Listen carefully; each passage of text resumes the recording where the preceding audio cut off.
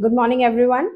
So, today we will be doing some questions which are of class 10th. These questions are not of NCRT, these are extra questions.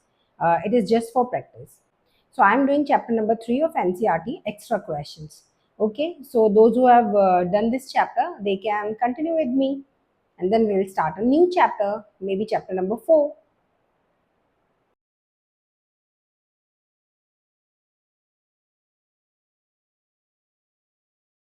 Suzanne invested certain amount of money in two schemes, A and B. मतलब कोई लड़की है Suzanne, इसने दो schemes में अपना पैसा खर्च किया है, स्कीम ए और स्कीम बी में. ठीक है. Which offer interest at the rate of 8% per annum and 9% per annum. और दोनों स्कीम्स में उसको अलग अलग इंटरेस्ट मिल रहा है. एक में उसको 8% पर एनम मिल रहा है, दूसरे में उसको 9% पर एनम इंटरेस्ट मिल रहा है. She received rupees 1860 as annual interest. However, had she interchanged the amount of investment in the two schemes, she would have received as annual interest. How much money did she invest in each scheme?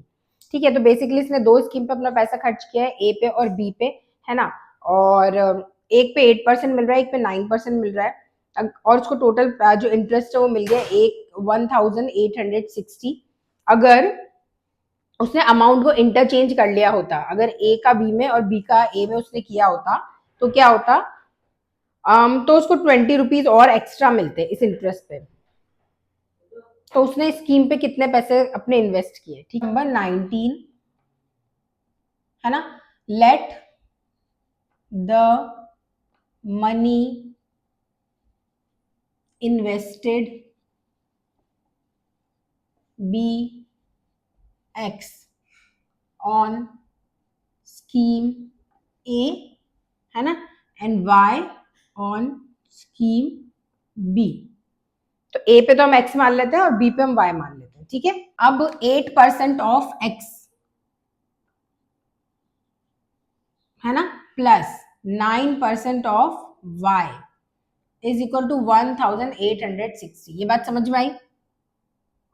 हम सिर्फ interest की बात कर रहे हैं, हम principal की बात नहीं कर रहे, क्योंकि उसको इंटरेस्ट इतना मिला है ना. तो ये चीज हो गया अपना 8/100 x plus 9/100 y is equal to 1860. अब इसको अगर अपन करते हैं सॉल्व, तो ये हो जाएगा 8x प्लस 9y. ठीक है. और ये कट नहीं रहा है तो अपन इसको फर्स्ट इक्वेशन मान लेते हैं. अब सेकंड इक्वेशन में क्या होगा. सेकंड इक्वेशन में अगर वो इंटरचेंज कर लेती है अमाउंट को, जो भी अमाउंट उसने इन्वेस्ट किया था, तो यानी कि 8% उसको मिलेगा y पे और 9% अब उसको किस पे मिलेगा, x पे. तो उसका अमाउंट हो जाएगा 20 ज्यादा. 60 में 20 ऐड करोगे तो कितना हो जाएगा. ठीक है. तो 8/100 y plus 9/100 x is equal to 1880. अब इसको अपन सॉल्व कर लेते हैं. तो 8y plus 9x x is equal to, ठीक है, ये हो गई इक्वेशन 2. अब इन दोनों को सॉल्व कर लेंगे. उतार लो पहले तो इतना. अब देखो इसमें दो तरीके हैं. एक तरीका तो ये है कि, क्योंकि देखो अगर आप देखो तो इनके जो कॉफिशिएंट्स हैं वो थोड़ा इंटरचेंज है ना. अपन पहले भी इसको डिस्कस कर चुके हैं. यहाँ 8 है, यहाँ 9 है, यहाँ 9 है, यहाँ 8 है ना. तो एक अपन दो काम कर सकते हैं. एक तो क्या कर सकते हो, इनको एक बार ऐड एक बार माइनस कर सकते हैं, तो इक्वेशन थोड़ी छोटी हो जाएगी. और अगर वो काम हम नहीं करते हैं तो हमको क्या करना पड़ेगा, जैसे अगर आपको y इक्वल करना है तो इस पूरे को 8 से और इस पूरे को 9 से मल्टीप्लाई करना पड़ेगा. तो ज्यादा हार्ड है मेरे ख्याल से, है ना. तो एक बार प्लस एक बार माइनस ही कर लेते हैं. तो अब देखो इस वाली इक्वेशन और इस वाली इक्वेशन को, इक्वेशन 1 प्लस इक्वेशन 2 कर लो.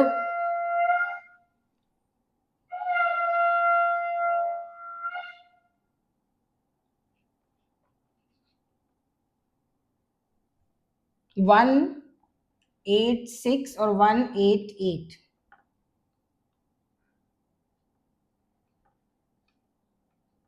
बताओ क्या आंसर आ रहा है तुम्हारे. ये तो मैंने एक बार ऐड कर दिया. अब एक बार माइनस कर देते हैं इन दोनों को।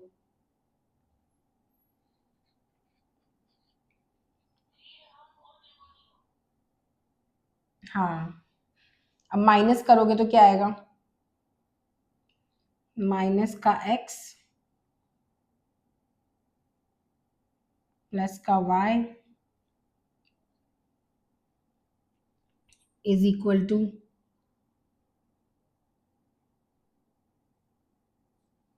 माइनस का 2 और 3 0। अब थोड़ा सा और करते हैं इसमें, है ना। जैसे कि देखो 17 से ये नंबर कट रहा है क्या,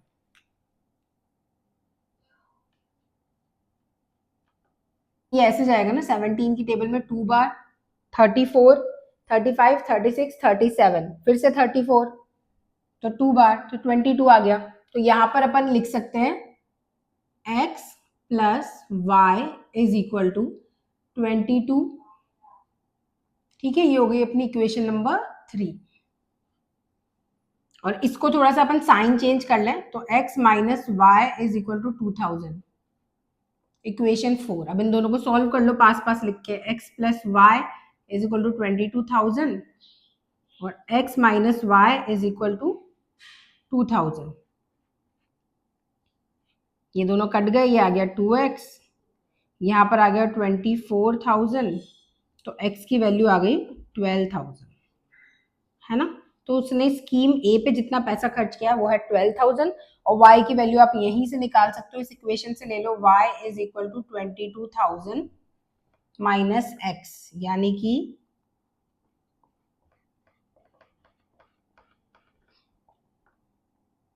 कितना आएगा, 0 1 10,000। तो स्कीम बी पे जो उसने पैसा खर्च किया वो है 10,000। ठीक है।